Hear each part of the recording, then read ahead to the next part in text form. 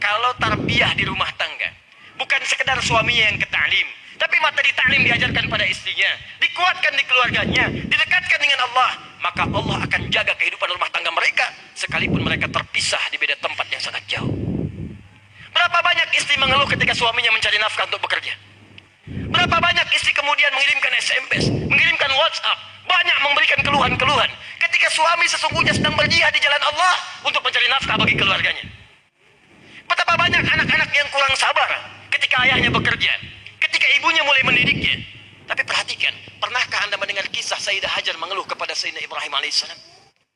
Pernahkah Anda mendengar kisah Ismail kemudian protes kepada bapaknya karena bapaknya tak pernah ada menghadapinya? Tidak. Hikmah yang terakhir, ini yang kelima. Dan ini yang paling dahsyat. Selain mengajarkan pada kita hikmah yang keempat, jika kita ingin baik sekeluarga, maka jangan pernah soleh sendirian. Anda suami soleh, ajak istri menjadi soleha. Suami istri soleh soleha, ajak anak menjadi soleh seluruhnya. Jangan sampai suaminya rajin ikut ta'lim tapi istrinya dibiarkan. Jangan sampai ibunya rajin ikut ta'lim tapi anaknya dibiarkan. Yang paling berbahaya adalah kadang-kadang Anda yang ikhwan, yang laki-laki mengingatkan temannya, me-WhatsApp, bangunkan tahajud, ngajak ke ta'lim, sampai ketika tidak kelihatan Anda menelponnya, "Akhi, kamu ada di mana?" Yang paling dahsyat, teman jauh diajak-ajak, anak sendiri tidak pernah diingatkan. Duhai para ibu yang ada di bawah, duhai akhwat, kadang-kadang Anda SMS kawan Anda sampaikan kemudian kolega Anda, "Ukhti, berjilbab dong. Ukhti, jilbabnya syar'i dong. Ukhti, ayo sekarang kenakan jilbabmu." Anak orang lain, teman Anda, tetangga jauh, diingat-ingatkan, anak sendiri tidak berjilbab. Demi Allah saya katakan, yang akan dihisab, dimintai pertanggungjawaban kita dan keluarga kita. Anda tidak akan pernah ditanya tentang status kawan Anda.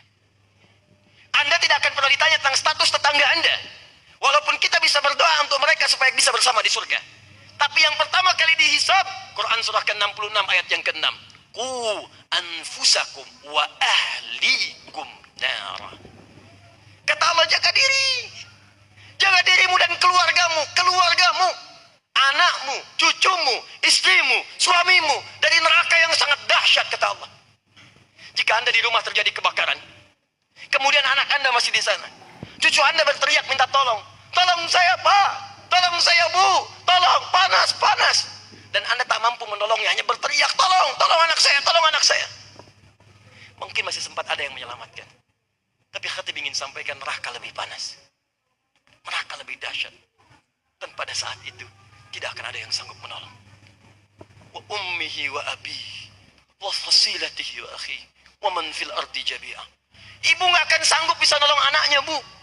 Ketika Anda terbayang anak yang pernah Anda kandung, yang pernah Anda susui, yang pernah Anda rawat, kemudian berteriak-teriak dalam kepungan api neraka yang sangat dahsyat dan mengatakan, "Ma, tolong saya, Ma.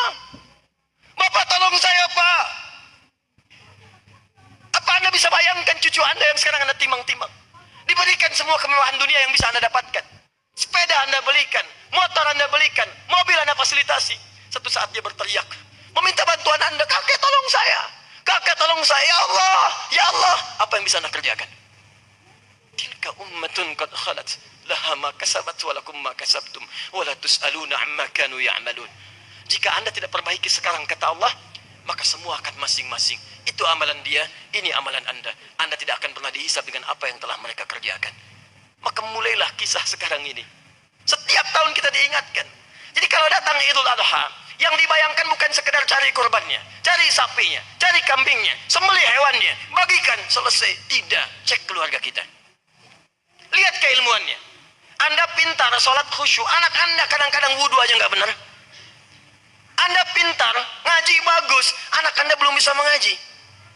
Silahkan dilihat saudara sekalian, saudariku sekalian. Muaz 4 tahun, tinggal di Mesir, mata buta, pengen hafal Quran, belajar sampai dengan 20 kilo. Sampai hatam Quran, diantar bapaknya, pakai motor yang sangat sederhana. Muaznya sudah hafal, yang ngantar belum hafal. Dahsyatnya, hafal Quran dengan riwayatnya, hafal Quran dengan tajwidnya, hafal Quran dengan السماء جلالا فأزيد أسراب الغيوم